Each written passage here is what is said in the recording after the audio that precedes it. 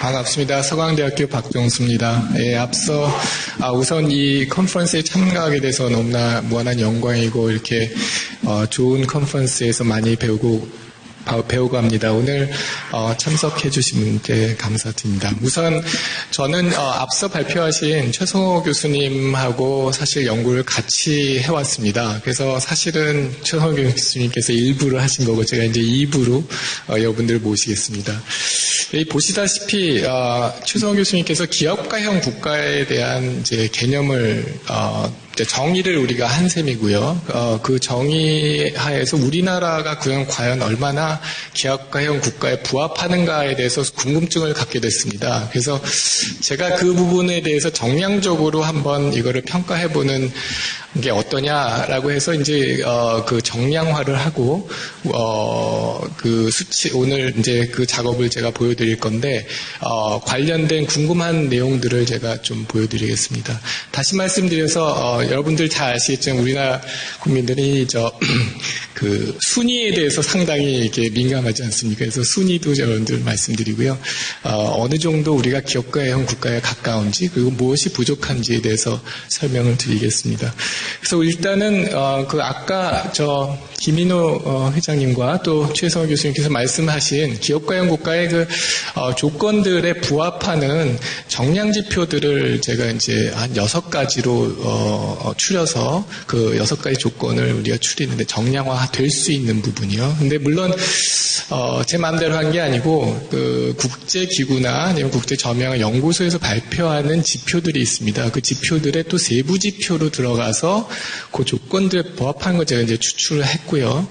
물론 그 조건 중에는 정성적인 평가가 필요한 것들이 있습니다. 그리고 우리가 굉장히 중요하게 생각하는 뭐 벤처 캐피탈이라든지 중요한 요소들이 있는데 그런 게 비교가 그 누락된 변수가 너무 많아서 양해를 구하지만 어떤 중요한 변수들은 빠질 수밖에 없었다는 점을 미리 말씀드립니다. 그래서 일단 그 지표를 어떻게 구성했는지 말씀을 드리고요.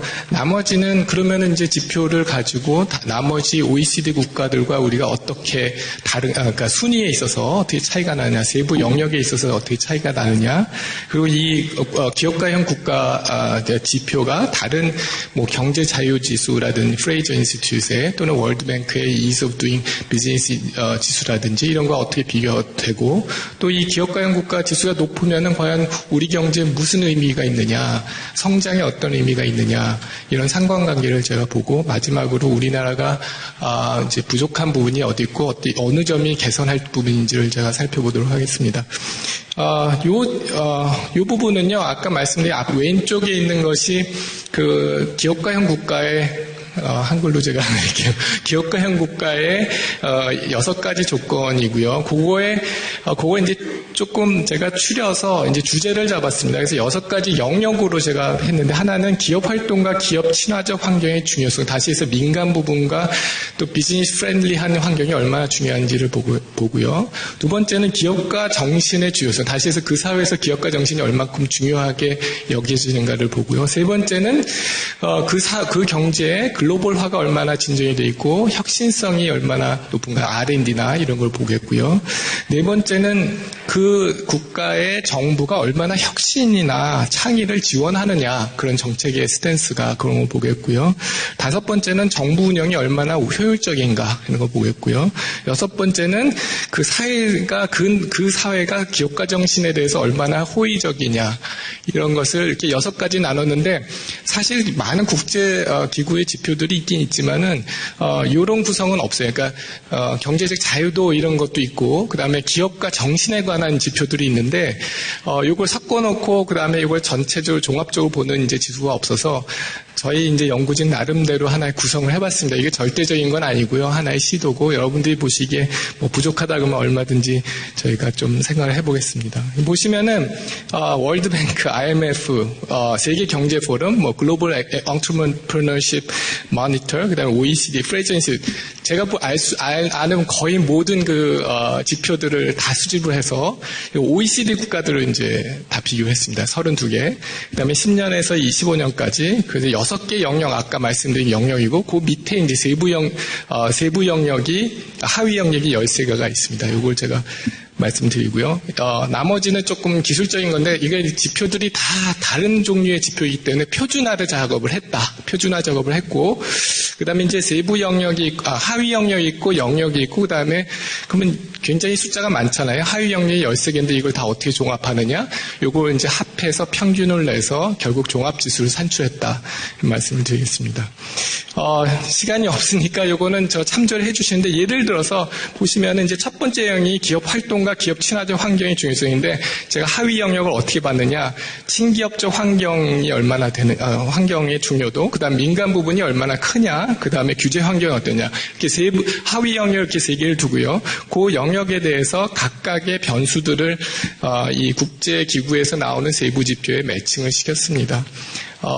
그래서 보면은 doing business라는 월드뱅크에서 나오는 자료를 이용한 것도 있고요. 그 다음에, 민간 부분의 비중, 정부 부분의 규모는 이거는 사실은 좀 오버랩이 되는데, 월드뱅크랑 프레이저 인스티튜트에서 각각 구했습니다. 하나에 의존하면은 이제 치우칠 수가 있기 때문에. 그 다음에 레귤레이션, 아까 규제 환경에 대해서도 말씀을 많이 하셨는데, 세계 기관에서 나온 것을 다 예를 들어서 규제 환경 지수, 정부 규제의 부담, 세관 규제의 부담, 법인세, 이렇게 여러 가지 지표를 이제 매칭을 시켜서 이 지수를 만들었습니다. 참고로 옆에 괄호로 되어 있는 게 아시겠죠? 뭔지 32개국 중 저희 랭킹입니다. 그러니까 각 지수에 대해서 랭킹이니까 그 책자에는 조금 빠진 게 있는데 오른쪽에 있는 변수들은 다 랭킹이 있습니다. 이미 파란색은 잘하고 있는 데고요. 빨간색으로 되어 있는 게 이제 우리의 규제 환경 이런 게 이제 상당히 낮죠. 그죠? 나머지는 조금 이따가 제가 설명을 드리는데 이런 식으로 구성했다는 점 미리 말씀드리고 그래서 이제 6가지 영역에 대해서 각각의 구했습니다. 그래서 시간 관계상 좀 넘어가고요. 그래서 이제 결과를 보시면은 이게 순입니다. 맨 위쪽이 이제 저희가 이제 지수를 도출했는데 보시면 알다시피 우리나라가 한 중간 정도입니다. 15위, 한 32개국 중에서 15등이니까 당연히 우리나라 사람들은 이제 성에 안 차죠. 그죠? 이게 1등 쪽에 가 있어야 되는 15위. 있습니다. 다만 그래도 저는 이제 제가 생각했던 것보다 상당히 높게 나왔다고 저는 봅니다. OECD 국가에서 저희는 그래서 이제 그거에 대해서 말씀드리고 이제 6가지 영역이 있는데 그러니까 그 세부 밑에 영역에 대해서 그러면 어디서 잘하고 어디서 못했냐를 보면은 맨 이제 이 그림이 6개가 있는데 1번, 3번이 우리가 되게 잘한 거고요. 1번, 3번이 뭐냐면은 친기업 환경, 그 다음에 3번이 글로벌화와 혁신성. 이거는 여러분들 생각하기에도 3번은 당연히 그런 것 같고요. 왜냐면 R&D가 전 세계에서 1등 이런 얘기 하지 않습니까? 그 글로벌화도 잘 돼 있는 것 같고 1번이 약간 이상한데 좀 이따 왜 그런지 보여드리고요. 잘 못하고 있는 거는 2번하고 5번입니다. 뭐냐면 기업가 정신의 중요성. 이건 아마 여러분들도 아마 인정할 겁니다. 우리나라가 기업가 정신 참 많이 안 좋다라는 거. 그 다음에 5번은 정부의 효율성이 떨어진다. 이것도 아마 여러분들이 인정하고 4번, 5번은 중간 정도인데 혁신을 지원하는 이제 정책 제도가 중간 정도다. 6번은 기업가 정신에 대해서 사회적 퍼셉션이 인식이 어떠냐. 이것도 한 중간 정도입니다. 보시면은 첫 번째 우리가 두 개는 이제 잘한 부분은요. 첫 번째는 친기업, 그러니까 민간 활동과 친기업 환경인데 3가지 하위 영역이 있어요. 그 중에서 2개. 11, 12가 이제 민간 부분이 굉장히 큰 부분이에요. 큰 편이에요. OECD에 비해서 우리가 민간 부분이 큰 편이고 하지만 그리고 이제 친기업 환경으로는 좋게 평가를 받고 있습니다만 이게 이제 안 좋은 점은 그 규제 환경이 되게 안 좋다. 여기 쭉 보시지만은 굉장히 낮은 랭크를 하고 있습니다. 그다음에 또 하나 우리가 잘하고 있는 부분이 글로벌화 혁신성인데 이거는 아시다시피 R&D도 높고 특허 출원도 굉장히 높은 편에 속하고 또 글로벌화도 많이 진전돼 있다고 평가받습니다. 못하고 있는 점이 바로 기업가 정신의 중요성에 대해입니다. 그러니까 하위 영역이 기업가 정신이 전 세계 중에서, 그러니까 OECD 중에서 31위를 하고 있고, 그 다음에 여기 보면은, 기업가 정신을 2가지의 변수로 우리가 보는데, 하나는, perceived opportunity가 뭐냐면 창업의 기회라는 거예요. 창업의 기회가 31위. 그리고 그 다음에 창업할 의사가 있는 게 20입니다. 이거는 제가 만든 게 아니고 그 글로벌 엔터프레너십 모니터라는 그 기구에서 나온 숫자를 제가 가져온 겁니다. 그 다음에 22 오른쪽에 있는 거는 초기 단계 창업 비율이에요. 그러니까 창업하는 사람은 그래도 상당히 중간 정도 수준인데 지금 뭐냐면은 창업 기회도 안 좋고 의지도 없고 뭐 이런 겁니다. 억지로 창업을 하는지 모르겠지만 하여간 지금 기업가 정신이 상당히 바닥 수준이다.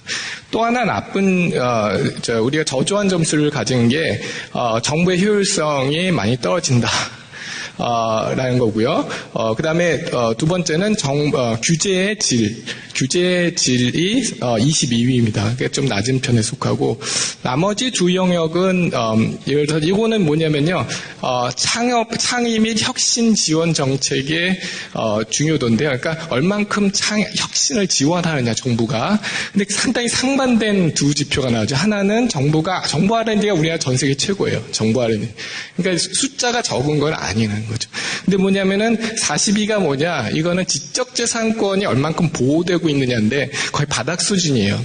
아마 좀 의문이 날 수도 있어요. 솔직히 이거는 아마 WEF에서 세계 경제 포럼에서 제가 가져온 걸로 알고 있는데 아닐 수도 있지만 가만 생각해 보면 얼마나 우리가 소프트웨어에 대해서 그 재산권, 소프트웨어, 서비스 이런 거에 대해서 소프트웨어에 대해서 다 공짜라고 생각하는 그런 게 있죠. 그죠? 이런 것이 아마 반영된 게 아닌가 이런 생각이 들고요. 두 개 합쳐서 한 평균 정도 수준이라고 보면 되고 마지막으로 이게 이제 사회적 인식이 뭐냐면 이것도 재밌습니다. 60일은 뭐냐면은 네가 기업가 될래 이거예요. 그러니까 뭐냐면은 내가 그러니까 직업으로서 기업가를 선택하려는 게 28이고요. 그다음에 실패에 대한 두려움이 12위예요. 그 다음 오른쪽은 뭐냐면은 언론에서 기업가에 대해서 얼마나 호의적으로 받아들이냐. 그거는 10이에요. 그건 높은 편이지만 개인적으로 너 기업가 될래? 그러면 안 하겠다는 거죠, 사람들이. 그러니까 이게 여러분들도 아마 이해하실 거예요. 왜 이런지에 대해서는 그러면 이걸 뭐 높여야 되느냐? 어떻게 높이는 것이냐는 한번 생각을 해봐야 되겠죠. 이거는 뭐 아시겠지만 단지 사회 교육의 문제가 아니라 우리 사회, 우리 경제의 시스템의 문제입니다. 그러니까 얼마나 정부가 그냥 양적으로 투자하는 게 아니라 진짜 기업가 정신을 살릴 수 있는 환경을 만들어주고 있느냐. 그 사람들이 또 사회 안전망을 제대로 공급하느냐. 이 여러 가지 복합적인 문제라고 저는 봅니다. 이건 뭐냐면은 이제 거의 조금 남았습니다만 이제 우리나라와 다른 G5랑 비교를 한 겁니다. 보시면 중간에 있는 이 파란 선이 우리나라인데 12년까지는 올라가다가 13년, 14년 좀 내려가는 걸로 나옵니다. 반면에 다른 선들을 보시면 물론 이제 레벨 차이가 있습니다만 밑에 이렇게 내려가는 거는 여기 프랑스 안 오셨겠지만 그 프랑스는 좀 내려가지만 나머지 나라들은 다 올라가는 걸 보여요. 미국과 독일, 심지어 일본, UK는 다 올라가는 트렌드인데 우리만 올라가다가 12년 정도 떨어지는 숫자가 나옵니다. 이거는 제가 이제 말씀드리고 싶은 그래서 이제 랭킹을 봤더니 우리나라가 13 하다가 12위가 됐다가 14, 15 이렇게 됐어요. 근데 한 가지 13, 14는 룩셈부르크가 들어갔기 때문에 랭킹이 하나 떨어진 거예요. 아무튼 그렇지만 떨어졌어요.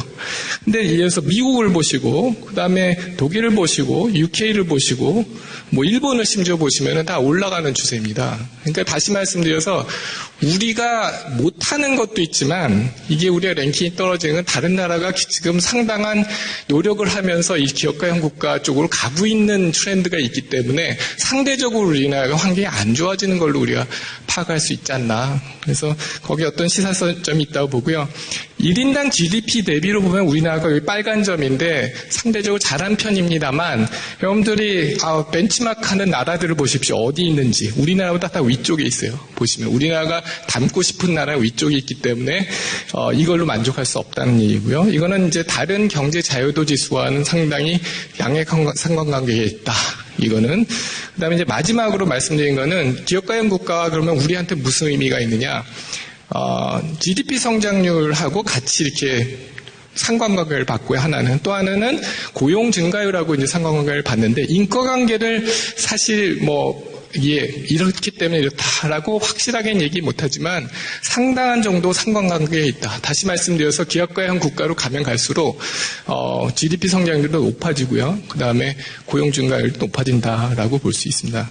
나머지는 제가 스킵을 하고 그래서 오늘 한 그 지수를 구성했다는 말씀을 드리고 마지막으로 말씀드리고 싶은 그럼 우리나라가 기업가형 국가에 더 가깝게 가기 위해서는 무엇을 해야 되느냐. 마지막 부분이 지금 여러 가지 항목이 있겠지만 규제 환경 25등, 그다음에 규제의 질 22등, 기업가형 정신 31등, 지적재산권 29등 이런 부분들을 올려야 되지 않느냐. 네, 감사합니다.